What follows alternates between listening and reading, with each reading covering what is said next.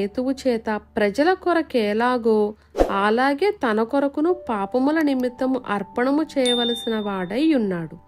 మరియు ఎవడునూ ఈ ఘనత తనకు తానే వహించుకొనడు గాని అహరోను పిలువబడినట్టుగా దేవుని చేత పిలువబడిన వాడై ఈ ఘనత పొందును.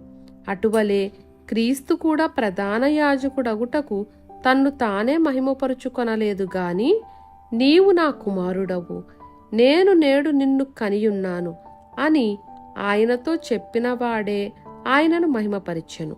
ఆ ప్రకారమే నీవు మెల్కీసెదెకు యొక్క క్రమము చొప్పున నిరంతరము యాజకుడవై ఉన్నావు అని మరి ఒక చోట చెప్పుచున్నాడు. శరీరధారి అయ్యున్న దినములలో మహారోదనముతోనూ కన్నీళ్లతోనూ తన్ను మరణము నుండి రక్షింపగలవానికి ప్రార్థనలను యాచనలను సమర్పించి భయభక్తులు కలిగి